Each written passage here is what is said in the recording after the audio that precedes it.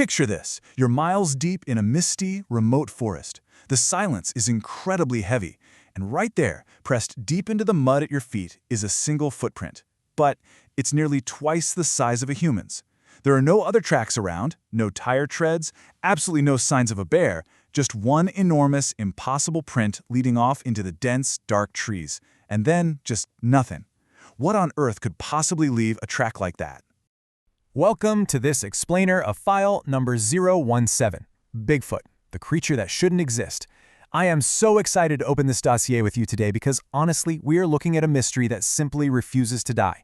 For decades, a huge variety of people, we're talking hunters, campers, hikers, and even highly trained police officers, have reported seeing the exact same terrifying thing, a towering creature covered entirely in dark hair just watching them silently from the tree line. So today, we're going to rely strictly on the data and the recorded history to investigate this creature.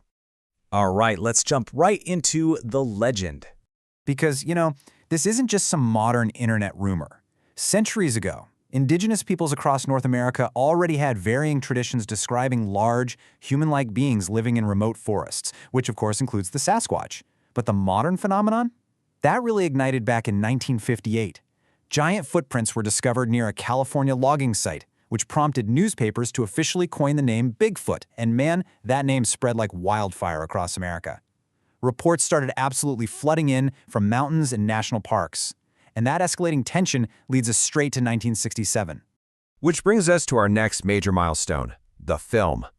In 1967, Roger Patterson and Bob Gimlin were riding through Bluff Creek, California, when they captured what is still the most famous piece of evidence in this entire file, a massive figure retreating into the forest. And it sparked a fierce, unyielding debate that is still going on over half a century later. Believers view it as the strongest, most undeniable evidence of Bigfoot. They always point out the muscle movement and the creature's very specific gait. But on the flip side, skeptics view it as one of history's most convincing costume hoaxes. Literally every single frame, every step, every shadow in that short clip has been intensely scrutinized by experts on both sides. And yet, a universal consensus remains totally out of reach. Now let's talk about the footprints. Investigators have collected casts of unusually large tracks from all over the continent. But what makes some of these casts so fascinating isn't just that they're giant flat shapes, it's that they appear incredibly realistic. Some even contain microscopic details that resemble actual skin ridges known as dermal ridges. I mean, think about trying to fake microscopic skin ridges consistently across different decades and entirely different locations. It's a tall order. Critics, though, will rightly point out that fake footprints have definitely been created before, and not every cast has actually been scientifically verified. Moving on to the sightings, because the evidence definitely goes beyond just tracks in the mud. We're talking thousands of eyewitnesses, often very credible observers, who have reported similar encounters in heavily forested regions of North America. These aren't just fleeting shadows in the distance. These are detailed, terrifying accounts of coming face to face with something impossible. And every new report that gets filed only seems to weave this remarkably consistent narrative across different states and generations. So, what exactly happens during one of these encounters? Well, these reports commonly follow three escalating steps. Imagine you're in your tent, right? Step 1, you hear heavy, bipedal footsteps and large branches snapping in the pitch-black darkness just beyond your campsite. Step 2, strange, guttural screams start echoing through the forest. Sounds that witnesses swear do not match any known native wildlife. And finally, step 3, witnesses frequently report unusual, pungent smells, followed by terrifying glimpses of a massive figure disappearing behind the trees. It is a deeply sensory experience, and it's repeated in reports time and time again. All right, with all of this data on the table, it's time to open up the theories. We're going to keep our investigation totally neutral here, looking purely at the four main ways people try to explain this phenomenon. Theory number 1 is the undiscovered primate. This is probably the most straightforward biological explanation. It suggests that Bigfoot is simply an unknown species of large ape that has managed to escape scientific detection in the remote wilderness.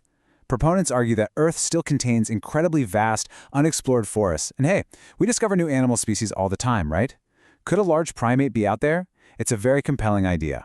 But we have to note the scientific consensus here.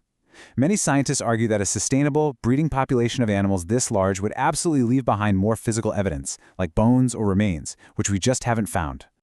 Taking that biological argument one step further, we have the theory of a surviving ancient hominid.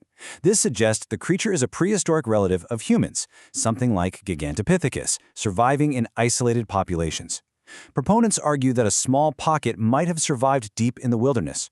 Now, most paleoanthropologists will quickly state there is nowhere near sufficient evidence to support this, but man, the concept of a living relic from our prehistoric past, it absolutely continues to captivate researchers and enthusiasts alike. For our third theory, things take a shift away from biology, because not everyone believes Bigfoot is just an animal. Enter the paranormal phenomenon. Some witnesses claim the creature appears and then just disappears without a physical trace. These reports often mention connections to other dimensions, unexplained lights, or strange occurrences well beyond ordinary wildlife biology. Now, neutrally speaking, there is zero verified scientific proof for these claims, but they are a documented part of witness testimonies and an undeniable pillar of the modern Bigfoot legend. Finally, we have to look at the fourth theory, hoaxes and misidentifications. This defines the encounters as simple mistakes or documented fakes.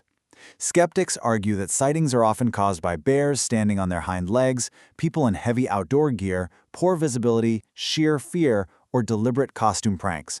And history proves them right in many cases. There have been documented hoaxes. But believers raise a really powerful counter-question.